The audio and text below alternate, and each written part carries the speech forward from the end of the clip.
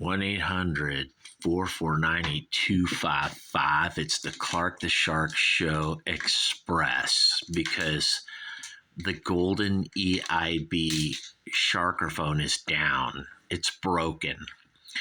And I'm more like a mere mortal now. I just speak into a regular, plain old microphone. It's not a sharkerphone, you guys. But maybe when I'm talking about State of Confusion by the fabulous KINKS, what an album this is. 1983. Now, coming after about 5 killer KINKS albums in a row, this one is like the crescendo, you guys. It kind of is and it kind of isn't. It's almost like a new beginning here. Or, you could say Give the People What They Want that's a killer album, no doubt about it. You could say it was like the explosion at the end of what began at Schoolboys in Disgrace, 1975. And then, of course, Sleepwalker, Misfits, Low Budget, all the Clive Davis years at Arista. And then here, you guys, they just go crazy with another killer album, but they go to another level. Now, as many people may or may not remember, in the 1980s, about 1983, 84, 85, 86, the KINKS made this incredible, heroic rock and roll comeback. They came back from death or something, you guys, because in the 1970s, with all those really great RCA records, they were on the label with Harry Nilsson and Elvis and David Bowie and all that. They very artistic phase, you guys, the 1970s KINKS. A lot of people are like, well, those albums suck and they're terrible. Those are fucking idiots, dude. Preservation 1 and 2, both awesome. Of course, Muswell Hillbillies, awesome. And the Green Album, awesome. Now, what makes things kind of confusing is 1970 Lola, that album, versus Power Man and The Money Go Round. Was such an incredible album, but the KINKS never really followed that up until 1975 with Schoolboys in Disgrace, and then no album in 1976, 1977 with Clive Davis, Sleepwalker, Arista, and then all those records. You could argue they are better records. But I don't think that. Me, Clark the Shark, I think the KINKS golden era was RCA.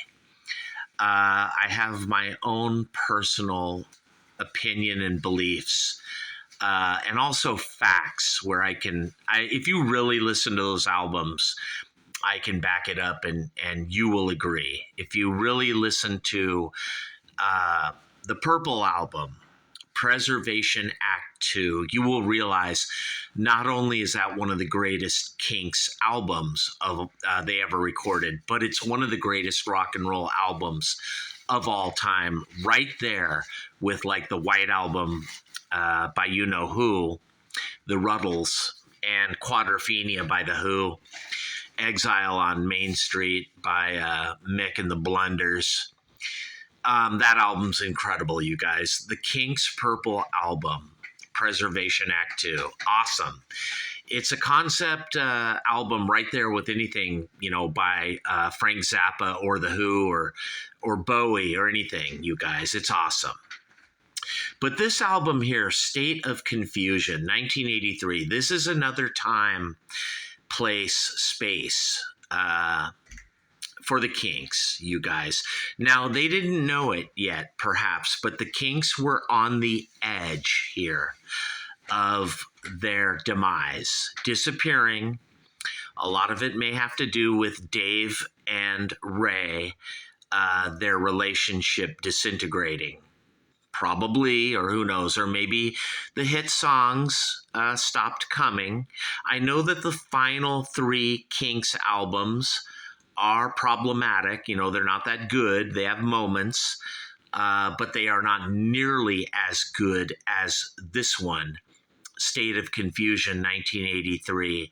And of course, the one after it, which I reviewed just earlier today, Word of Mouth. Both of these are great albums, and I get them confused, and I know so too do you out there. Kinks hardcore fan or not. These albums are awesome. They're a little cheap, power, arena rock, kind of throwaway, you know, or something. They're not as meaty as low budget Misfits and or Sleepwalker or Schoolboys in Disgrace. But there is something here, State of Confusion, 1983, that perhaps other Kinks albums don't have, you guys. Who knows? I kind of compare this one to Give the People What They Want. Kinda not, you guys. I don't really care what the stars say. This is rock and roll, kick-ass guitar. Dave Davies, awesome, and Ray and everyone is at the top of their game here, you guys. And it gets 5-star review from Blender. And that's accurate. All music, just 3 out of 5. You know, that could be construed as accurate or inaccurate. All music often gets things right, but this time, I'm not sure. The Encyclopedia of Pop Music, or Popular Music, 4 out of 5. And then Rolling Stone, you know, the Rolling Blunders, the, magazine that hated like everything Zeppelin ever did. Well, they give this album a 4 out of 5. And that's kind of accurate, you guys. I would have given this a 5 out of 5. This is silently and very quietly one of the Kinks' best albums, you guys. I'm going to be totally honest here. And a lot of you are probably horrified and in shock because you're like, Sharky, there's no way. Because the Kinks were much better before this. But, you know, that might be true or not true, you guys. But State of Confusion, Side 1, Track 1. What a fucking amazing song. All 341 of it. Just killer. Kind of reminds me of The Clash. I get that. I do, you guys. I get a vibe like, London Calling or something.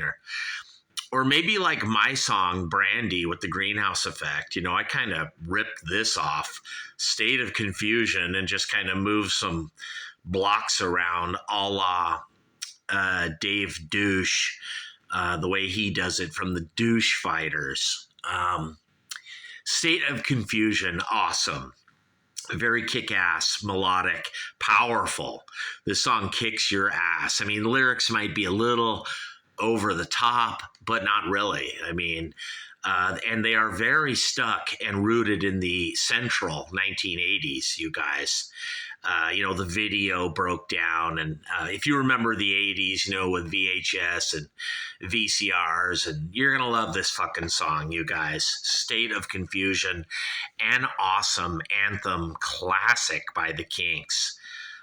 If these guys were to reunite today at age 80 or whatever they are, they would have to play State of Confusion just as much as, You Really Got Me or Lola or any of that shit, all day and all of the night. I mean, come on, dude. State of Confusion, awesome. Really kick-ass, atmospheric. You really get a good vibe, but you get kind of pissed and sad and empty listening to it. And that's good, believe me. Now, there are some sort of kind of problematic, I don't know, they're kind of run of the mill songs, definitely maybe in Labor of Love, where you're like, they're all right. They're not super great, or they're not super lame. They're just kind of, but they're good enough where they get you kind of interested and listening. But Come Dancing, a classic, one of the greatest KINKS songs, right there with like Lola, you guys, or anything. And I kind of don't want to believe that or say it, but it is true. And one of my favorite songs ever, Property. You will get sad, if you ever broke up with a girl, or whether you're married or not. The lyrics are just very poignant, or whatever the word is, very pointed right at you. If you've been through a breakup, a divorce, or whatever, Property will hit you hard and make you just sit down and cry and think, or maybe get pissed. But you're definitely going to be tapping your foot and digging this fucking song. It is incredible. And it should be lit up in blue. Property. What a song. Awesome. Side 1 is good. You guys, solid. Meat and potatoes. But the way it starts with the killer, State of Confusion, and ends with maybe even the more killer, Property. Awesome. Property should have been a hit song, by the way. I don't know what happened there. But Don't Forget to Dance. Side 2 starts out fucking killer. Awesome, you guys. What a song. Maybe a little too top 40 for the KINKS. Maybe a little bit too familiar sounding. Kind of borrowed melody or something. I've heard it in another song, and yet I'll let it pass, you guys. I fucking love it. Don't Forget to Dance. Do, don't forget the shark. Young Conservatives, I'm not wild about that song. Me, Sharky, I'm an old conservative here. Listening to some Ray Davies, and, I'm not sure about Young Conservatives, but Heart of Gold, awesome. One of the KINKS all-time classics. Incredible song, you guys. And, Cliches of the World B movie. A thing you might notice about this album is there are no Dave Davies songs, but Cliches of the World almost reminds me of a Dave Davies track. It does. And Bernadette, surprisingly good song, 341 at the end. Side 2 is interesting here. Heart of Gold is amazing. And Don't Forget to Dance, really fucking killer. And I love Bernadette. Sometimes I kind of sit here and say, side 2 maybe could have been better. But all in all, this whole album in general, overall, right in the middle of the KINKS sort of comeback phase, or maybe don't call it a comeback. It's just the KINKS, baby. They're like the Who or the Stones. And in the 80s, they were kicking ass playing arenas and selling them out every night, you guys. It was a magical time for the KINKS. They were right in the middle of the 80s playing arenas. And I saw them at Irvine Meadows. I saw them at the Los Angeles Sports Arena. And they were kicking ass, you guys, both gigs. I remember the crowd booing them off and on at the sports arena. And it seemed like maybe a good portion of the arena was had like partitions, black, like, it was tarped off. But they didn't need to, because it was a big crowd. And Ray was sort of stopping the momentum that night, where he would play part of Lola and then he wouldn't play it. And looking back at that gig in 1985 or whenever it was at the LA Sports Arena, the Blasters played with them, and it was incredible, you guys. All the bands were awesome. But I didn't like the way Ray was torturing the crowd, not playing Lola. And then the crowd booed the KINKS when the gig ended. I never forgot that. When the lights came on, the whole crowd was booing, and they were angry. But it's true story there, right here from the Sharky Express, 1-800-449-8255, where I'm about to bid you adieu because I don't have a lot of data and or electricity, memory, whatever you call it, right here on the Clark the Shark Show from the